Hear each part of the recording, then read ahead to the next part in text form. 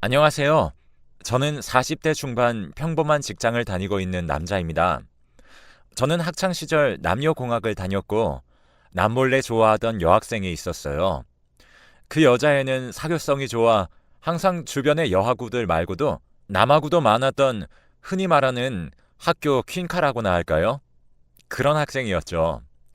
저도 그녀 근처에 수많은 남자 동기들 중 한 명이었고 학교 다니는 내내 그녀에게 고백 한번 해보지 못한 채 졸업을 하게 되었네요. 그렇게 연락이 끊기고 그녀는 제 기억 속 한편의 추억으로 남았고 저는 평범한 대학생을 거쳐 평범한 직장인으로 살고 있었습니다. 그렇게 30대에 접어들던 어느 날 직장 동료가 지인을 통해 여자 한 명을 소개시켜준다고 하더군요.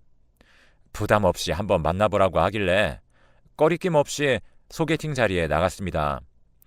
도로변에 있는 카페에 소개팅녀가 있다고 하길래 오후 반차까지 쓰고 멀끔한 복장으로 소개팅녀를 만나러 갔어요.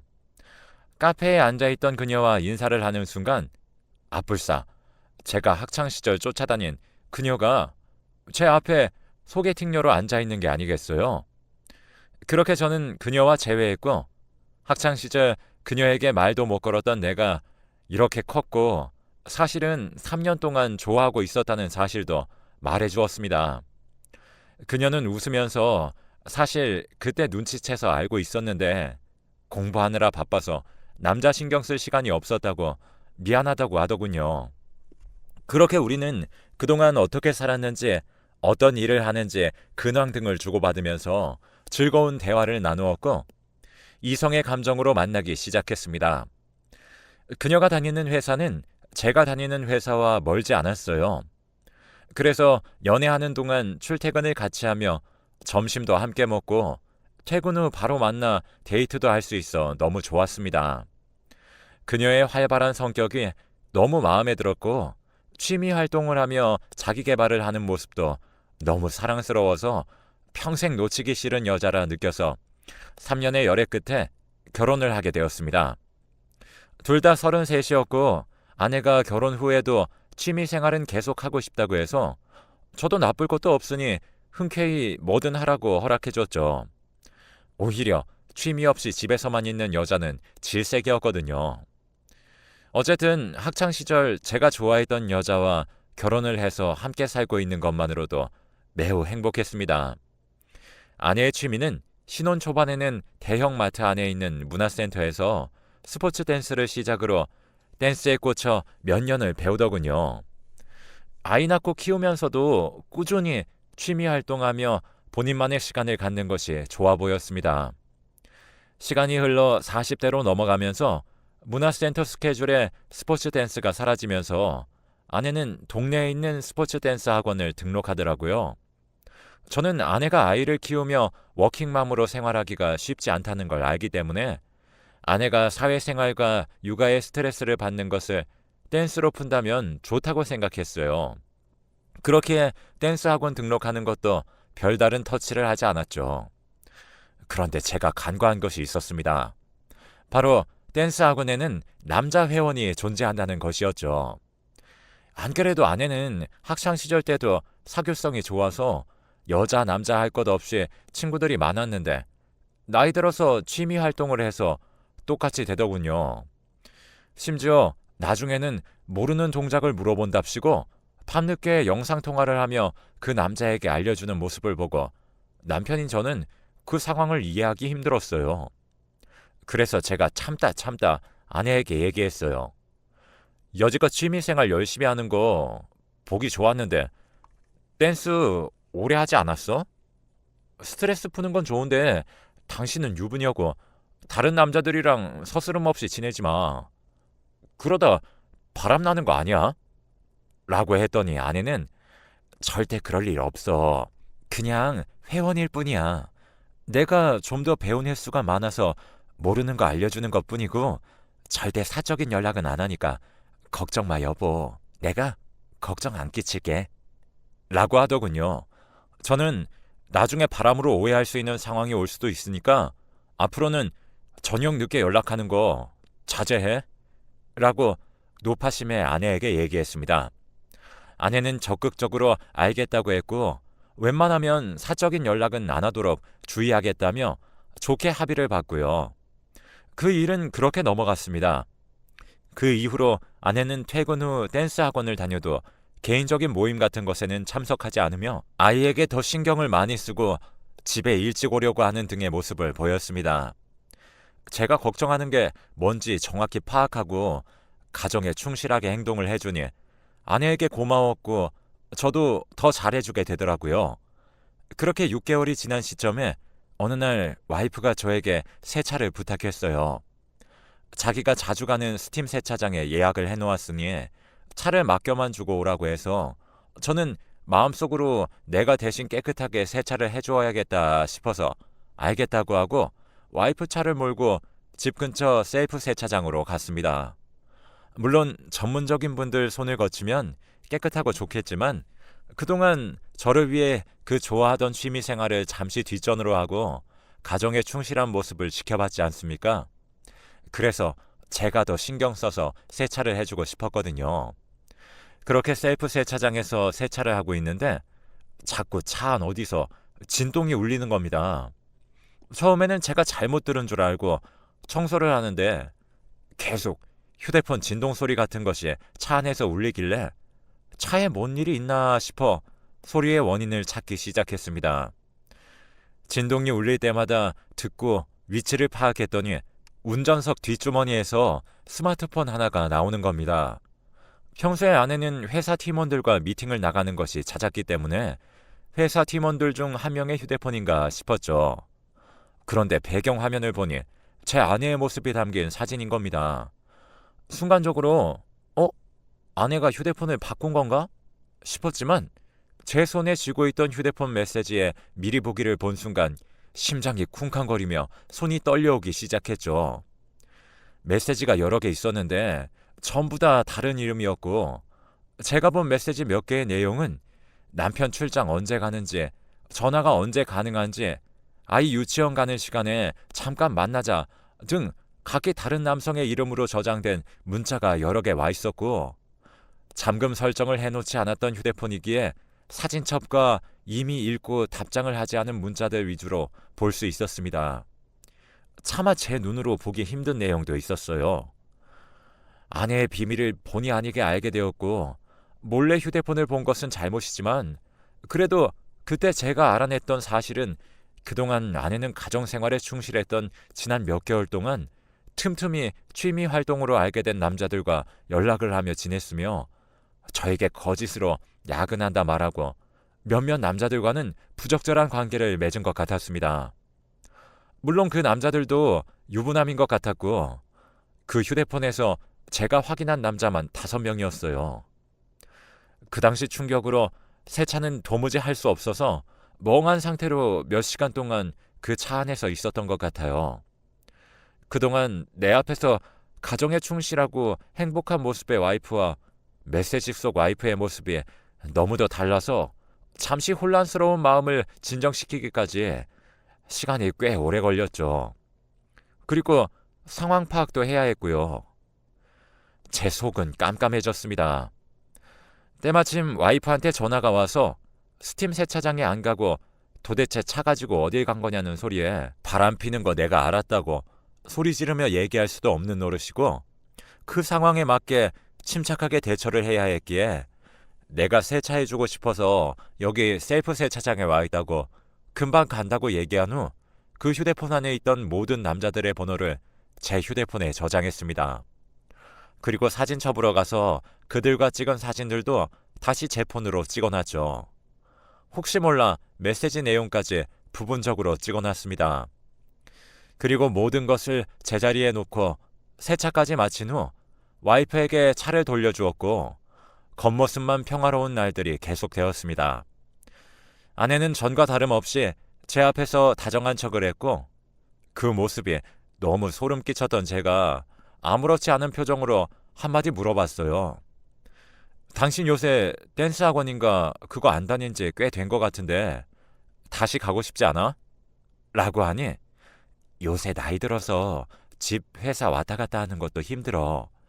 회사 곧 그만둘 거라서 그만두면 천천히 다시 다닐까도 생각 중이야. 라고 얘기하더군요. 그때 제 아이가 초등학교에 들어가야 했고 제가 일을 더 하면 되니 아내에게 아이 교육에 신경 좀 써달라는 부분도 있었죠. 예전에 아내에게 워킹맘이 힘들면 회사를 그만두어줘 좋다고 한 적이 있었거든요. 아내는 내심 신경 쓰인 건지 흔쾌히 직장을 그만두고 주부를 자청한 상태였습니다. 그런데 문득 생각해보니 활동하기 좋아하는 아내가 흔쾌히 일을 그만두겠다고 한 것이 아내의 다른 휴대폰을 본 후 모든 게 다 의심스러운 겁니다. 아내의 다른 폰을 제가 매일 볼 수는 없었기 때문에 아내가 출근하고 아이도 등원했을 때 집에 CCTV를 몰래 설치하기로 했어요. 티 안 나게 설치하느라 애먹었지만 침실과 거실 그리고 부엌까지 카메라가 안 보이게끔 설치했고 제 휴대폰에는 영상을 볼 수 있는 어플을 깔았습니다. 그리고 그날 오후 늦게 지방으로 출장을 가라는 지시가 떨어져 아내에게 출장 때문에 밤늦게 집으로 돌아올 것 같다며 언지를 주고는 저는 떠났습니다. 그리고 저는 빌었어요. 제발 아내가 집에 남자를 데려오는 일이 없도록 해달라고 말이죠. 그때 세차장에서 아내의 그 메시지를 보고도 저는 믿기 싫었습니다. 제 눈으로 직접 보는 상황이 와야만 아내에게 왜 바람을 피운 건지 따질 수 있었죠. 차라리 제가 처음부터 취미 활동을 못하게 했으면 어땠을까 하는 자책감도 들었고 여러 가지 감정이 들더군요. 보통 남편들이 바람을 피우면 그 아내들이 저와 같은 마음이었겠죠.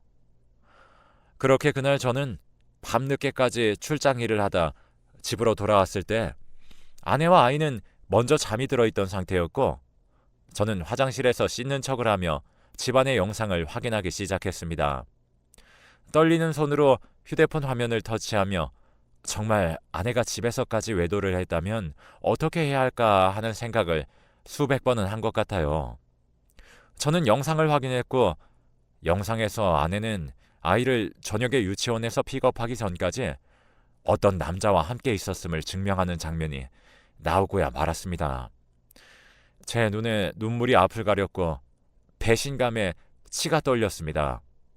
저는 제 아내를 전적으로 믿었고 아들과 저 세 가족 더할 나위 없이 화목한 가정이었는데 갑자기 웬 날벼락을 정수리에 관통한 기분이랄까요? 그녀와 연애하고 결혼하며 살았던 모든 날들이 다 물거품이 되니까 정말 미치고 한장할 노릇이었죠.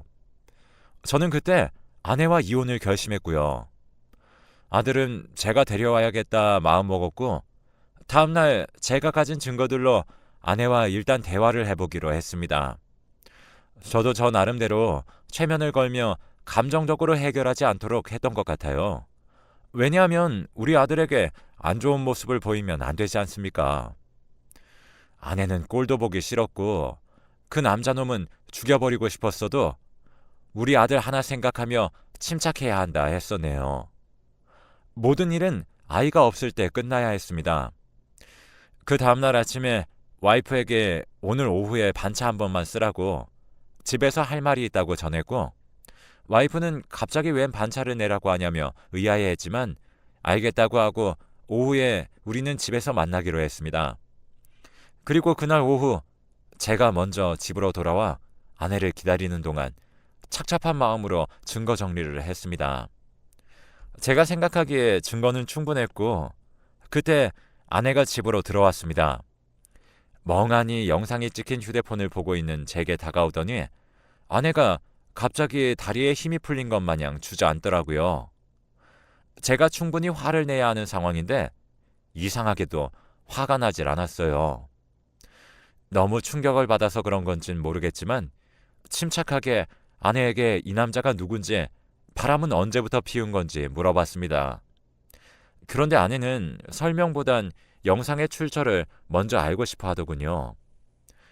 당신 미쳤어? 이거 사생활 침해야. 지금 이걸 보고 내가 미안하다고 할 것 같아? 당신, 내가 고소할 거야. 지금 나 몰래 감히 촬영을 해? 너 범죄자야. 알아? 라고 하는 겁니다. 자기가 한 짓에 대한 반성은 전혀 없고 오히려 저보고 범죄자 취급을 하니까 참을 수 없더라고요. 우리 아들 준이 때문에 참는 거라고 빨리 묻는 말에나 대답하라고 했죠. 그러더니 나도 어쩔 수 없었어. 내가 이렇게 된 것도 당신 탓도 어느 정도 있어. 라고 했죠. 알고 보니 남자가 둘, 셋이 아닌 5명이나 몰래 만나고 있었고 모두 댄스 학원에서 만난 회원들이었습니다. 죽어도 저를 배신할 생각은 없었다고 하네요. 그런데 제가 취미 생활도 못하게 하면서 점점 그들에게 고민 상담을 하기 시작했고 저에게는 사과 한마디를 안 했죠. 오히려 당당하게 제가 자기한테 잘했으면 그런 남자들 안 만났을 거라며 저 혼자로는 만족을 못했다고 제 탓을 했습니다. 나 참 기가 막혀 돌아가실 노릇이었고 사람이 너무 놀라고 기가 막히면 할 말을 잃더군요. 그 이야기를 다 들은 저는 얼마나 숨막히고 힘들었을까요? 라디오나 인터넷 사연을 보면 상상 초월 막장 드라마 같은 글들이 판을 치더니 바로 제가 그 막장 드라마 같은 일들을 겪고 있던 것입니다. 듣고도 믿기가 힘들었고 내 아내가 바람핀 적 없다고 거짓말을 했길 바랬습니다만 자기 입으로 술술 다 말하고 그 길로 저는 아내라고도 부르기 역겨운 그 여자에게 당장 이혼하자고 했습니다.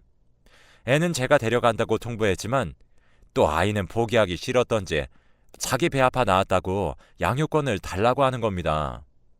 엄마 밑에서 뭘 보고 자라겠느냐고 널 옛날에 쫓아다닌 내가 등신이라고 아이 안 낳은 셈 치고 살라고 매몰차게 거절했습니다. 자꾸 아이 갖고 걸고 넘어지면 나는 온 세상의 증거 다 까발릴 거라고 소리치며 이혼 소송하기 전에 조용히 합의 이혼으로 마무리 지어줄 테니 너가 살고 싶은 인생 살아라 했지요. 합의 이혼으로 마무리 지으려고 했던 것은 그래도 우리 아들의 엄마니까 제가 해줄 수 있는 최소한의 배려였습니다. 유책 배우자라 할 말이 없던 아내에게 내가 이유 설명하기 전에 네가 네 입으로 장인어른 장모님한테 이혼하는 이유를 말하고 당장 짐 싸서 내 집에서 나가라고 했죠. 이혼 합의서는 물론 장인어른 댁으로 보낼 생각이었고 아내는 울면서 집을 나갔습니다.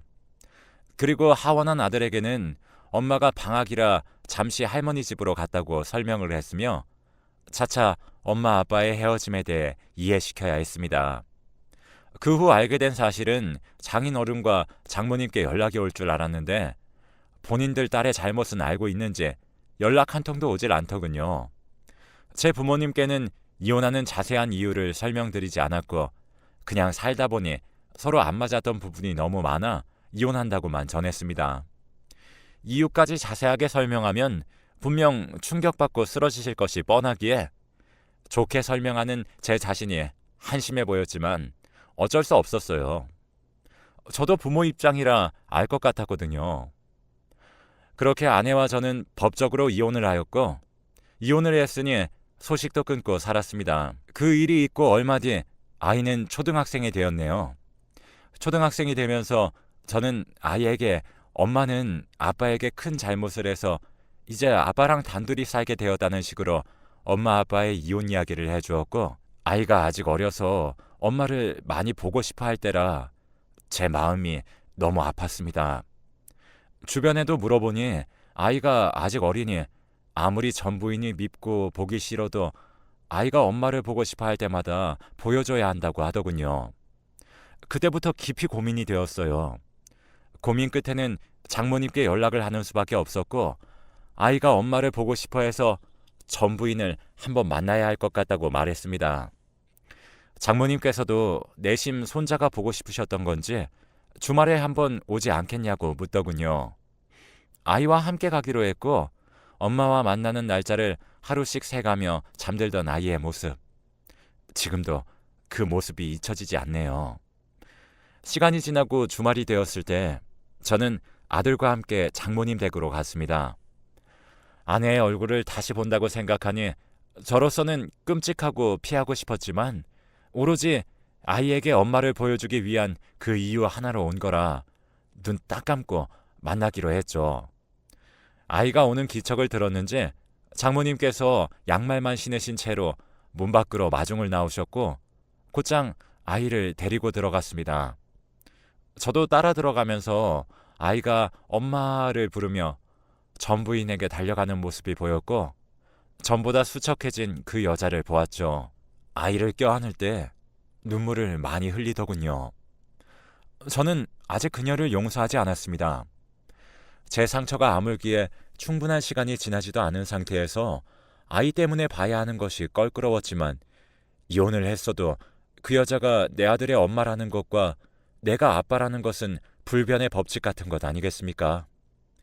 아이가 아직 초등학생이고 엄마가 필요한 시기이기 때문에 한두 달에 한 번이나 아이가 엄마를 보고 싶어 할 때마다 볼 수 있도록 아빠의 역할을 좀 더 열심히 해야 할 것 같더라고요. 전 결혼을 실패했지만 제 옆에 남은 아들을 위해 부끄럽지 않은 삶을 살아갈 겁니다. 이런 기막힌 사연도 있지만 어떻게든 잘 산다는 것을 느끼게 해드리고 싶어서 써본 글입니다. 모든 아빠들 화이팅입니다. 그리고 행복하세요.